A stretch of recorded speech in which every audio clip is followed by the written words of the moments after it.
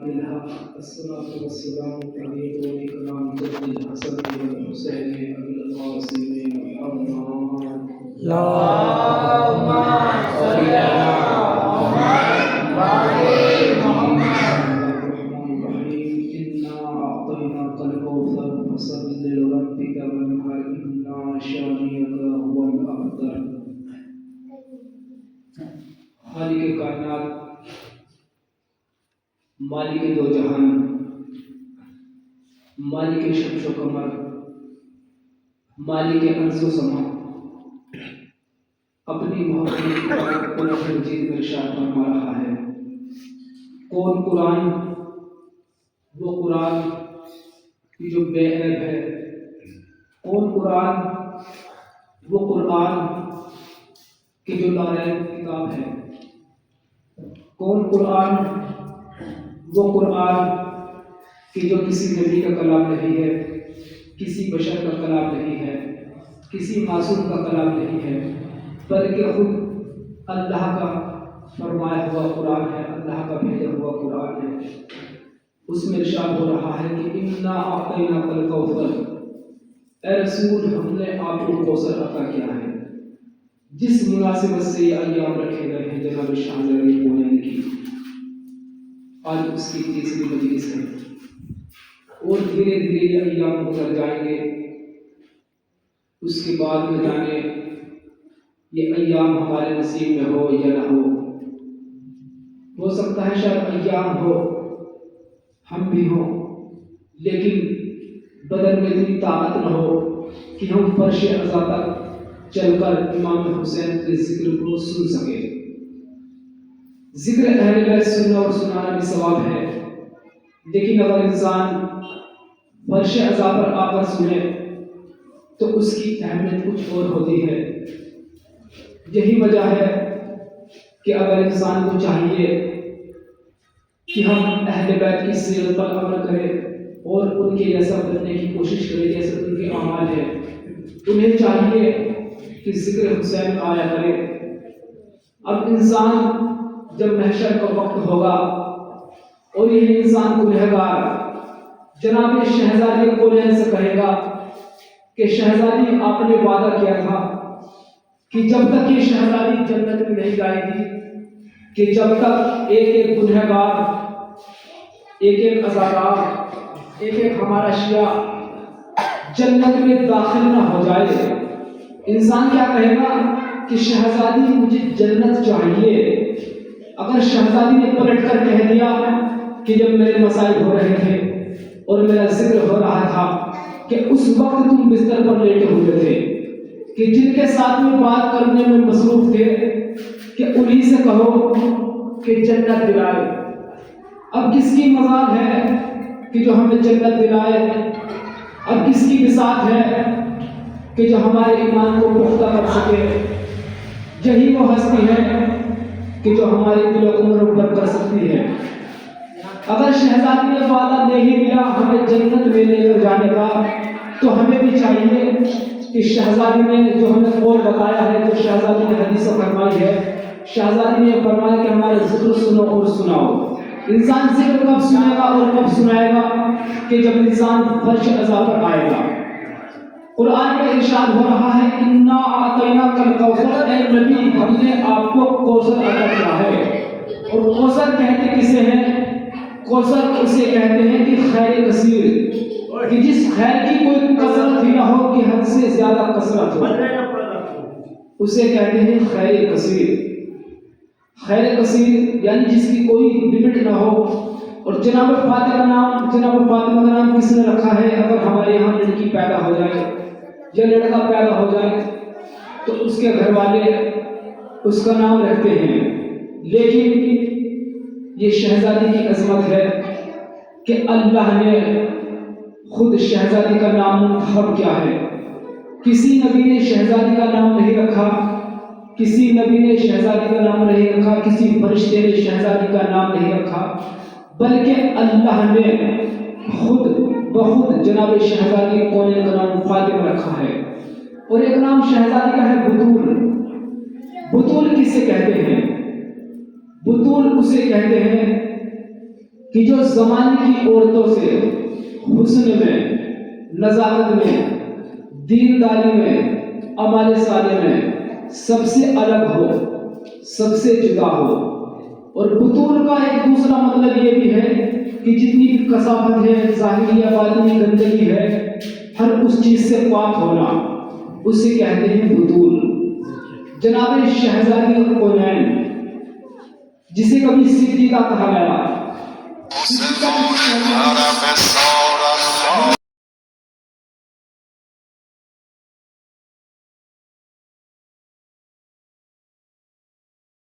کہ جناب فاطمہ زہرا کا نام صدیقہ کیوں رکھا گیا؟ کہ صدیقہ جناب زہرا کا نام اس لیے رکھا گیا کہ کائنات میں کوئی ایسی خواتین نہیں ہے، کوئی ایسی عورت نہیں ہے کہ جو سچ بولتی ہو، لیکن جناب زہرا وہ اکیلی شہزادی ہے کہ جس کی زبان سے کبھی جھوٹ کا تصور نہیں ہو سکتا، یعنی جھوٹ کا تصور بھی نہیں ہو سکتا، دل و دماغ میں بھی نہیں آ سکتا کہ ہم جھوٹ بولیں۔ جناب شہزادی کونین کی میں عظمت پڑھنے لگا ہوں۔ فطرس کون ہے کہ جس کے بالوں پر چھیر گئے۔ اب جیسے ہی امام حسین کی ولادت ہوئی، فطرس آیا، اس نے خود کو گہوارہ حسین سے مس کیا۔ اب یہ آسمان میں اڑنے لگا اور کہنے لگا کہ من مثل کا، میرے مثل ہے کوئی کہ جیسے بالوں پر مجھے دیے ہیں کہ ایسے کسی کو بالوں پر نہیں ملے۔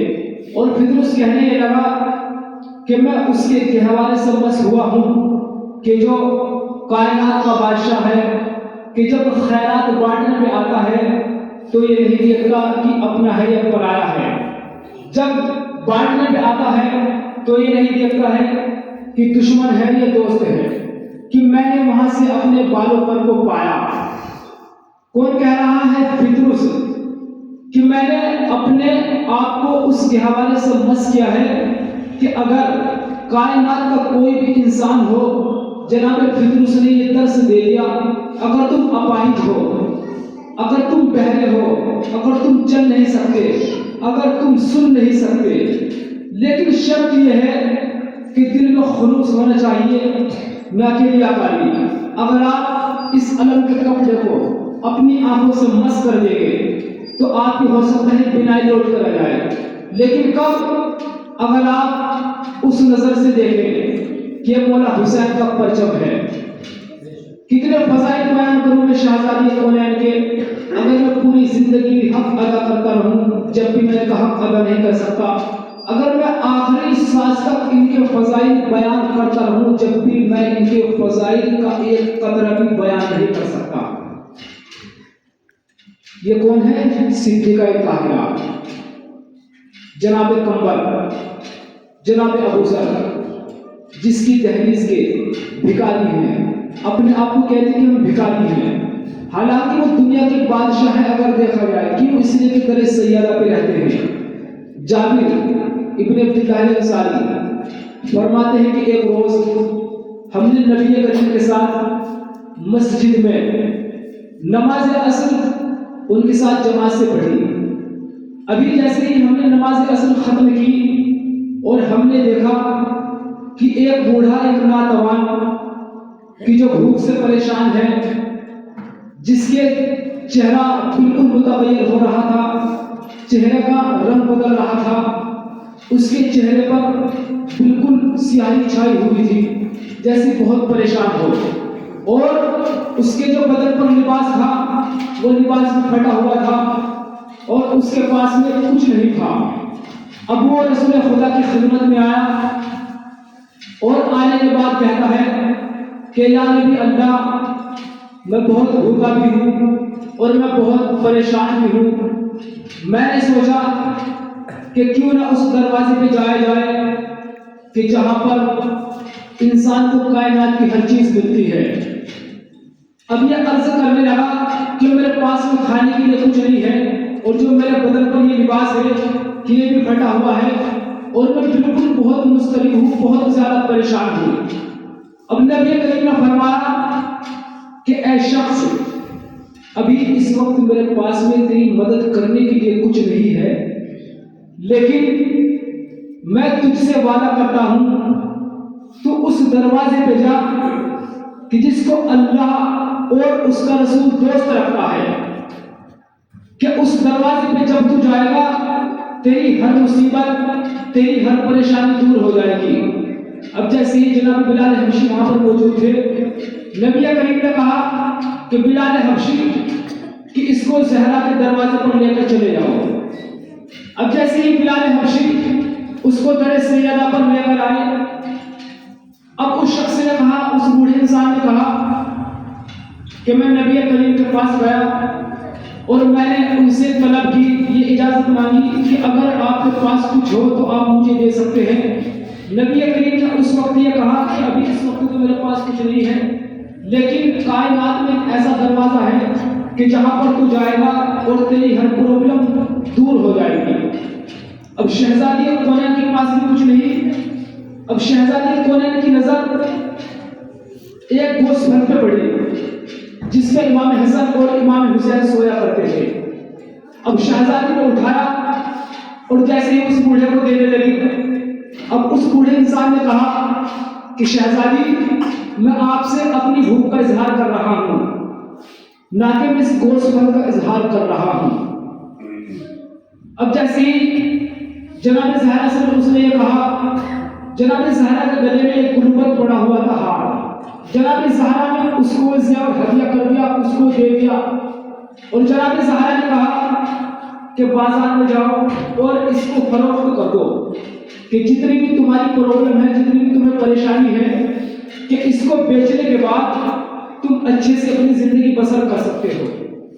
اب جیسے ہی یہ بہت خوش ہوا اور جیسے ہی نبی کریم کے پاس مسجد میں واپس آیا اور وہاں پہ صحابی بیٹھے ہوئے تھے، اور اب جیسے ہی اس نے یہ واقعہ سنایا اور نبی کریم کے چہرے کی اس نے زیارت کی اور نبی کریم کو دیکھ کر بڑا خوش ہوا۔ اب اس نے کہا کہ یہ زیور میرے پاس میں ہے، اگر کوئی اس کو خریدنا چاہتا ہے تو وہ اسے خرید سکتا ہے۔ جناب عمار وہاں پر بیٹھے ہوئے تھے۔ جناب عمار نے کہا کہ یا رسول اللہ، اگر آپ مجھے اجازت دیں میں اسے خرید لوں۔ جناب رسول خدا نے کہا کہ بالکل، لیکن ساتھ ہی ساتھ جناب رسول خدا نے ایک جملہ اور ارشاد فرمایا کہ اس خریداری میں کہ جو تم یہ بیچ رہے ہو، اگر اسی خریداری میں اس کو خریدنے کے لیے جن اور انس مل کر اس خریداری میں شامل ہو جائے، اللہ ان پر جہنم کی آگ کو حرام کر دے گا۔ یہ شہزادی کی گوشت بند کی عظمت ہے۔ اب اس بوڑھے شخص نے کہا کہ یہ بتائیے آپ اسے کتنے درہم و دینار میں خریدیں گے، کہ کتنے درہم و دینار میں اس کو خریدیں گے؟ اس شخص نے کہا کہ صرف مجھے زیادہ کچھ نہیں چاہیے، کہ صرف مجھے آپ اتنے پیسے دے دیں کہ میں اپنا پیٹ بھر سکوں، شکم سیر ہو سکوں، اور اپنے تن پر لباس ایک اچھا سا پہن سکوں، اور اپنے خاندان کی طرف واپس لوٹ جاؤں جہاں سے میں واپس آیا تھا۔ اب جیسے ہی جناب ہمارے عزیز نے سنا اور اس کی یہ خواہش پوری کی، اور جیسے ہی اس کی یہ خواہش پوری کی، اب جیسے ہی وہ شخص، وہ بوڑھا انسان جو پریشان تھا، اب وہ کیا ہے، خوش نظر آ رہا ہے۔ اب جیسے ہی جناب عمار یاسر نے یہاں پر بھی فضائل کی کہا نہیں تھی، یعنی اتنا اچھا سلوک ان کے ساتھ میں انجام دیا گیا ہے اس بوڑھے انسان کے ساتھ میں۔ جناب عمار یاسر کہتے ہیں کہ تم کس چیز پر جائے گا؟ جناب عمار یاسر نے کہا کہ یہ میرا گھوڑا ہے، کہ تم اس کو لے کر چلے جاؤ اور اپنے گھر واپس پہنچ جاؤ۔ وہ بوڑھا شخص کہ جو اپنی تمنا لے کر اس دروازے پر آیا تھا، اس کی تمنا پوری ہو گئی، لیکن حالانکہ روایتوں میں یہ بھی ملتا ہے کہ جیسے ہی جناب زہرا نے اس کو اپنا گلوبند دیا، اس کو اپنا زیور دیا، ان کے گھر میں کھانے کے لیے کچھ بھی موجود نہیں تھا۔ جناب زہرا بھی خود بھوکی تھی، اور یہاں تک کہ رسول خدا نے بھی خود کھانا نہیں کھایا تھا۔ امام حسن اور امام حسین بھوک سے پریشان تھے، تاکہ سائل یہ محسوس نہ کر سکے کہ کائنات میں کوئی دروازہ ایسا ہے نہیں کہ جہاں سے امید انسان لے کر جائے اور اس کی امید پوری نہ ہو سکے۔ جب انسان کائنات میں در بدر بھٹکتا رہتا ہے، پریشان ہوتا رہتا ہے، جب اس کو کوئی دروازہ نہیں ملتا، معصوم فرماتے ہیں کہ تم ہمارے دروازے پہ آ جاؤ اگر تمہیں دنیا کی کوئی سی بھی نعمت چاہیے، لیکن شرط یہ ہے کہ اگر تم کچھ مانگنا چاہتے ہو اس میں جو تمہاری مراد ہے، جو تمہارے دل کی حاجت وہ جائز ہونی چاہیے، نہ کہ ناجائز، کہ میں اس کا مرڈر کر دوں یا میں اس کی چوری کر دوں۔ اس میں ہونا یہ چاہیے کہ پروردگار اگر میرا کام بن گیا شہزادی کونین کے روزے پہ میں 2 رکعت نماز شکرانہ پڑھوں گا اور میں مسجد میں 2 رکعت پڑھوں گا اور پروردگار میں کچھ ہدیہ کروں تیری بارگاہ میں۔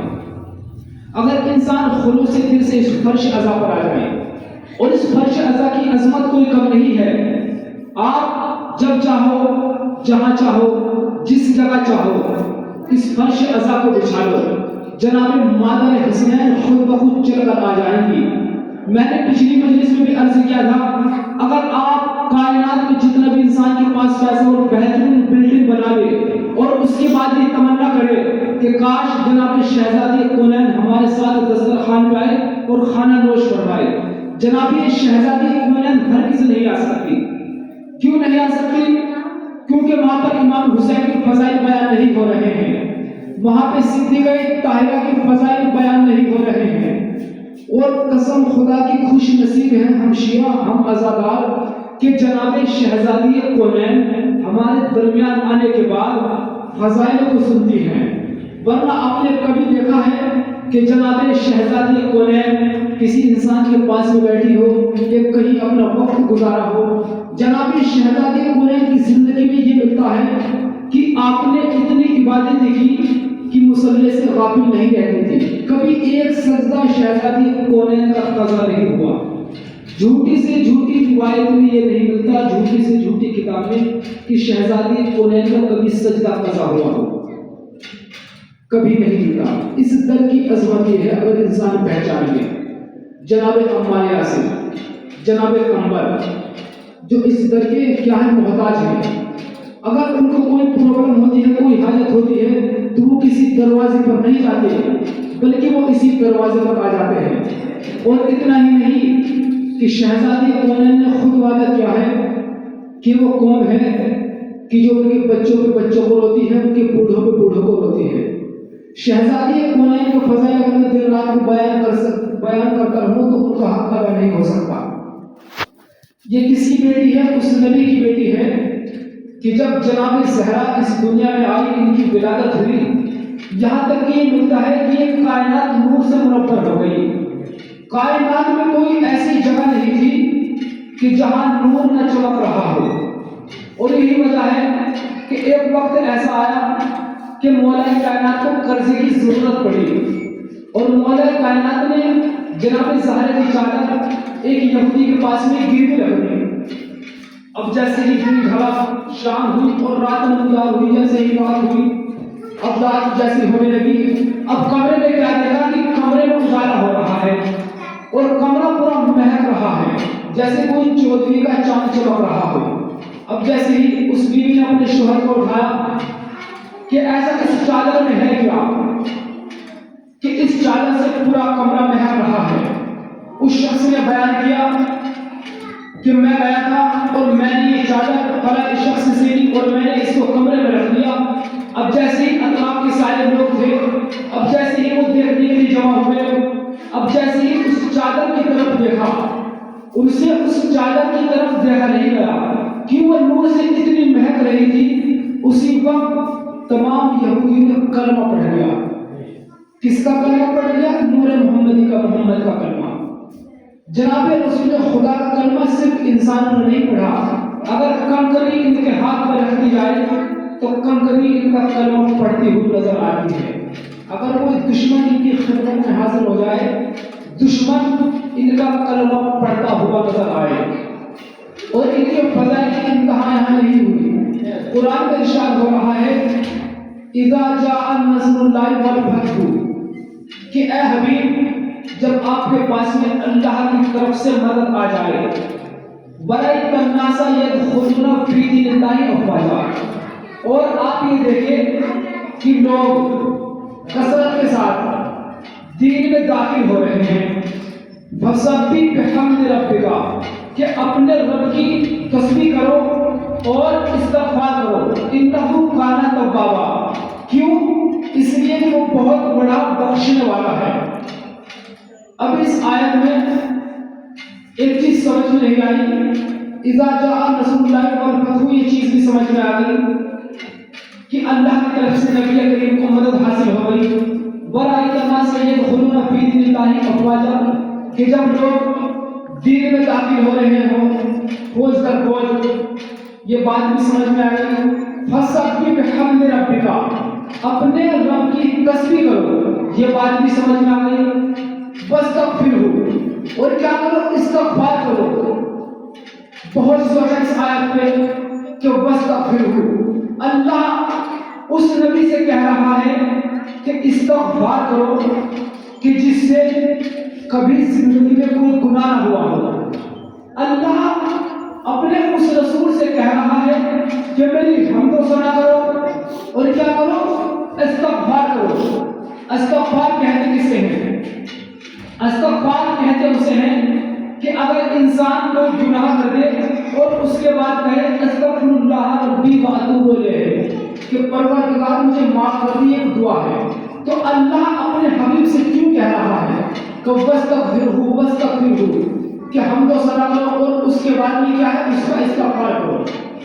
اب جیسے ہی مولا کائنات بیٹھے ہوئے ہیں، اب ایک شخص آیا اور آنے کے بعد میں کہتا ہے کہ یا علی، میں بہت گنہگار ہوں، میں چاہتا ہوں کہ میرے گناہ معاف ہو جائیں، کہ آپ مجھے کوئی ایسا وظیفہ بتائیں، کوئی ایسا عمل بتائیں کہ جس کی وجہ سے میرے سارے گناہ معاف ہو جائیں۔ مولا کائنات نے فرمایا کہ استغفر اللہ ربی واتوب الیہ، کہ استغفار کیا کریں۔ اب اس کے بعد بھی دوسرا شخص آیا اور وہ شخص آنے کے بعد کہتا ہے کیا مولا، میں آپ کے پاس میں اس لیے آیا ہوں، میرے پاس میں کھانے کے لیے 2 وقت کی روٹی مجھے نصیب نہیں ہو رہی، کہ میں کیا کروں کہ جو میرے پاس کھانا آ جائے اور کھانے تک میں پہنچ جاؤں۔ کوئی ایسا وظیفہ، کوئی ایسا عمل بتائے۔ پتہ ہے مولا کائنات نے کیا کہا؟ اسی یہ نہیں کہا کہ تم مزدوری کر، کہ تم کسی جگہ پہ جا رہی تو ایسا کام کر، اس سے کہا بلکہ تم استغفار کر۔ اب پہلا شخص آیا کہ میں گناہوں کی معافی چاہتا ہوں، کہا استغفار کرو۔ اب جیسے یہ شخص آیا کہ کھانے کے لیے میرے پاس میں کھانا نہیں ہے، میں بھوکا ہوں، جس سے کہا استغفار کر۔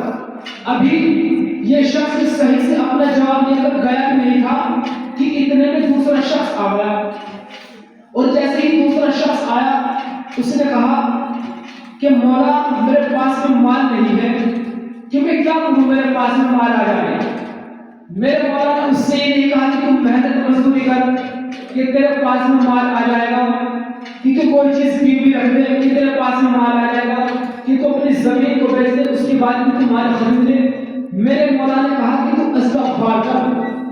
اب جو لوگ مولا کائنات کے پاس میں بیٹھے ہوئے تھے وہ مولا کائنات کو اشارہ کرنے لگے، گھٹنے پہ ہاتھ مار کے کہ آج آپ پر کیا رہے ہو؟ کہ پہلا شخص آیا کہ مجھے گناہوں کی معافی چاہیے، کہا استغفار کرو۔